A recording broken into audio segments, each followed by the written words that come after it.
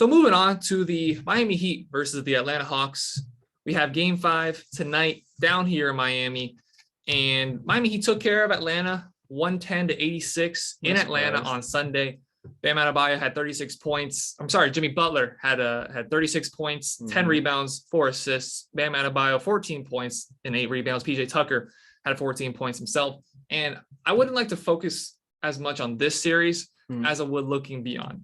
Obviously, they're able to take care of the Hawks. Yeah. They have a recipe for shutting down Trae Young, double team him, cross half court. I mean, switching on every screen. If you saw that last game, he was guarded by 3 Heat players in one possession. You have PJ Tucker meet him right across half court. Switch off screen, the bam, screen. Butler. it was good ball, good defensive ball. No, who's gonna step up to get him? As soon as you off the pick, boom, next guy coming off. They're playing it very well. I mean, he's mad. He's getting frustrated. He's only had above 20 points one time in the series so far. He's frustrated. Yep. He can't find his shot. He found it at the end of the one game they did win, which was game 3. He found it at the end, but that was also because Bogdanovich was hitting his shots. Right. So you couldn't commit as far off of Bogdanovich as you would have liked to continue to take care of Trae Young. Right. As you had to so far in the series.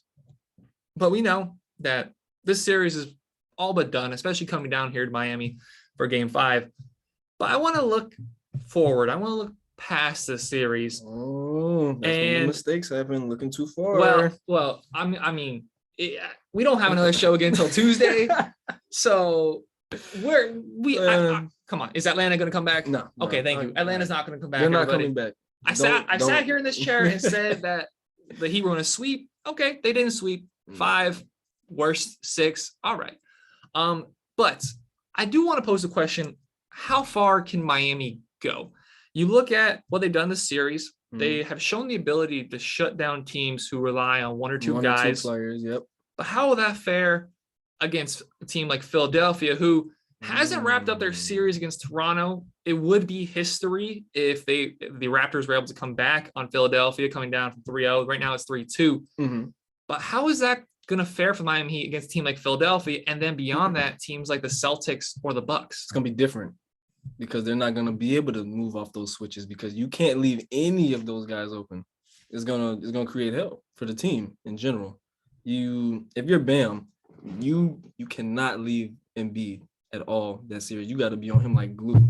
If you remember, there was a timeout in the Celtics Nets game.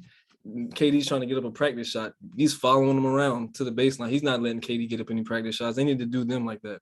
If it happens to be the Sixers that they do play, I'm saying it like so I don't make any predictions. It would be NBA history if the Raptors came back. So they got to buckle down though. The Heat, they're gonna have to be on their man. The communication on the floor on D is gonna have to be good if they play one of those better teams because it's not gonna be as easy.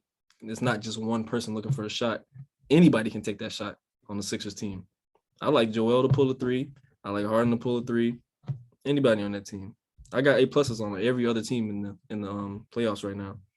Yeah, Philly. It's gonna be hard. Philly came into the playoffs. You could argue that they were the favorite to come out of the East, and you get it. Embiid, James Harden, Tobias Harris, even Maxey, all have the ability to create their own shots. All can shoot the ball well. All can drive the ball well, and because of that, you can't commit to a double team on any of those players. You're going to have to play straight up defense. Bam, you're sticking to Joel. And don't you dare leave Danny Green open in the corner. There's that. Don't you dare.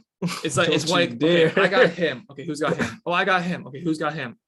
Crap. Screen, switch. Yeah. Oh, Danny Green. Like it's not exactly. You know what I'm saying? It's not exactly the Warriors in terms of their movement. No, but it's just the dudes they can put on the court at the same time. Jimmy, I assume, is going to be on Harden. All right, who's going to be on Tobias? Who's going to be on Maxey? Who are some defensive liabilities like Kyle Lowry, Tyler Hero, PJ Tucker's probably going to be on Tobias. He's going to be on Tobias, and he's going to have to step up. He's going to have to play some key minutes. A lot of minutes. He's going to have to play a lot of minutes. Tobias is playing 44 last game. He's going to be playing a lot. PJ Tucker better get that cardio ready. Well, fortunately, we've seen it from PJ Tucker. Yeah, that's what he played. Who was that? He played up good defense on KD. I was just about to say he plays really good defense on KD, and that's what I like. He's not scared. No, he's not scared at all. I mean, I I love the interaction between Wanda Durant and Yeah. and PJ in the series last year. Uh-huh. They're I yelling love at it. each other and they're like, "I love you Me too."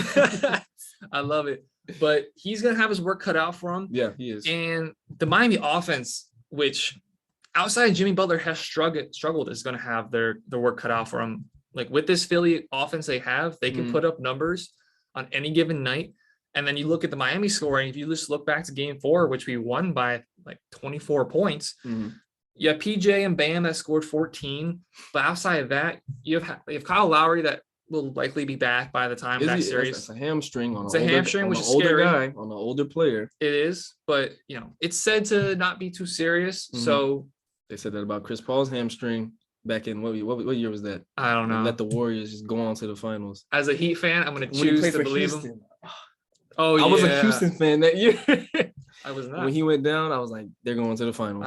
I've always hated the Rockets because of the matchups they had between them and the Warriors. They were the biggest threats the Warriors coming out of the West.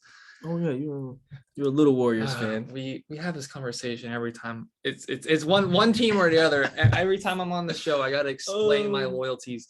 And because I forget, there's so many girlfriends. There's so many girlfriends to remember.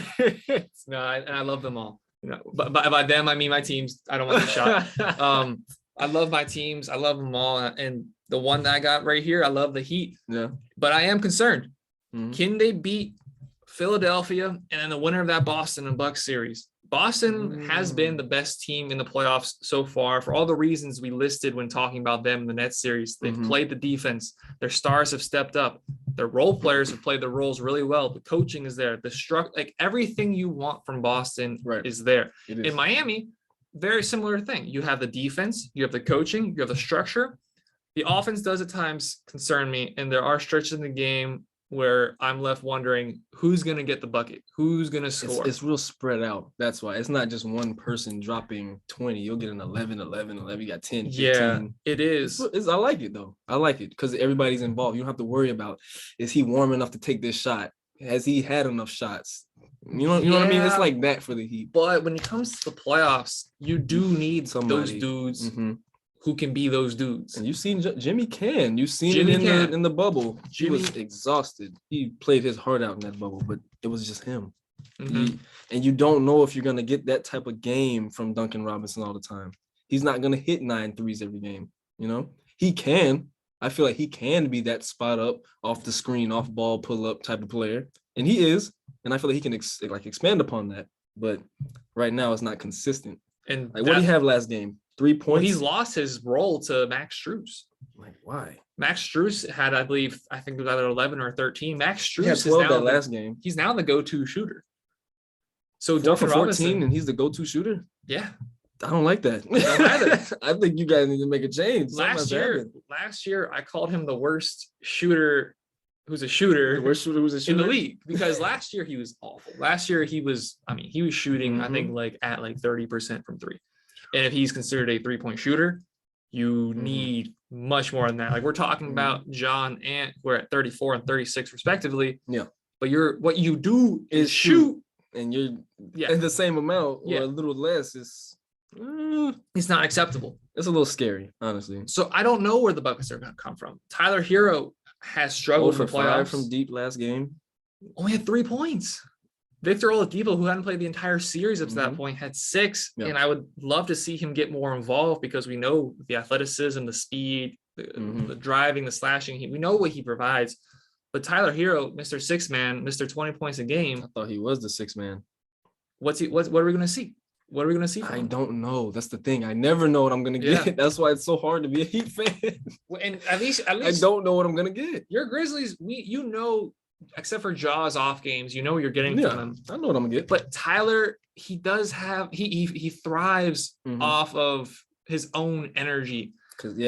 And when he isn't getting that, when he misses his first shot is usually his bad. Like that is his games are very determined on his first shot. That's a key indicator. If he's not hitting early in the first, it's not a Tyler Hero type of game. Like we saw, obviously this is a huge comparison and big difference, but we saw with Curry. Curry went 0 for 5. That's a big difference. That's a big difference. Big jump. But that's what makes these players elite. And Curry went 0 for 5 to start off the game. Hit either his 6th or 7th shot, started game 1 for 7, still finished with 32. Was that the game he missed the most free throws he ever has in his entire career? It felt like it. He missed, what was that? He missed 4? Something he like never that. missed that many in his Yeah. career. And then you have KD. KD went 13 for 31. Still dropped 39 though. It's disgusting. When does Tyler Hero step up? When does he become a starter? And hopefully next year that's something we can see from him, because eventually you got to step up and do that. Like, I mean, at the end of the day, the amount of numbers you get, by numbers I mean minutes. Minutes are more important than, oh, did you start? You can start and then never come back in the game. Exactly. He's getting the high minutes. He's getting 20 minutes a game. But there's a mentality of being a starter. And he clearly doesn't have that, or he would be starting. Like, that's why Duncan was starting, because he was able to give us a spark from 3 last 2 years. As soon as the game starts. Immediately. As soon as the game starts, he has an impact. We don't have a spark in the beginning of games. It takes we have I'm scared for you later on. We have good second and third quarters, and so far we've had good fourth quarters. But the game we lost, Jimmy takes 2 shots. He had our last 2 shots of the game in the last 30 seconds, neither of which were good shots. Yeah, he missed both. I forget what the first shot was, but the last shot at the end was a fadeaway. I think it was a deep 2. Like, I don't think it was a 3. I mean, all we needed was 1 point, but it was a deep 2. Taking a deep 2 when you only need 1. Fading away. No. Over Clint Capella. That's not your shot. That's not your shot. But that's not the shot to take in that situation, and that's not your shot. It's not his shot, but he's the one who's trusted to do so, because who else is going to? And I always thought of Jimmy as, early on in his career, I saw him as a defensive player. He has worked on it and became more offensive. Very good offensive game. Good in the mid-range, good 3-ball. But that's when you need Jimmy Butler to make your clutch bucket, you got to do some rethinking about who's on your team and who's in it, depth-wise. Yeah. Like you said, Tyler Hero, I feel, can be that guy. I'd love to see Tyler Hero be that dude. Oh, Miami wins, clutch buzzer beater by Tyler Hero with 1 second left. I want to see that headline. Yeah, I'd love to see it, because I've seen him play, and I love his play style. Nice shot, good court vision, but he's just not that guy yet. Yeah. Not yet. He can be. He doesn't have it at the end of games or the beginning of games. He has in that middle area. He's going to get you buckets. But so far, it hasn't impacted the team. So we're very confident we're going to get past this series. Yeah, I'm not worried. And I'm not going to make any predictions beyond, because, hey, they, like you said, they still have to take care of business. So I'm not going to assume too far. And hey, Philadelphia, they're down 3-2. I mean, they're up 3-2. They were up 3-0. They're up 3-2 now. I assume they're going to take care of business. We make you make the face. You make the face. But come on. Are you going to be bold enough to say on Mike that they're not going to win the series? You want me to say it? Say it. You want me to say Raptors in 7? Only if you mean it. I'm not gonna say it. Yeah, okay. Well, that's what we expected. I'm not gonna say it. So the Heat are probably going to finish out the series tonight. And then beyond, when we probably eventually play the 76ers, we'll see if the defensive plan can be changed to work for Philadelphia, and if the shooters, the scoring can step up in that series.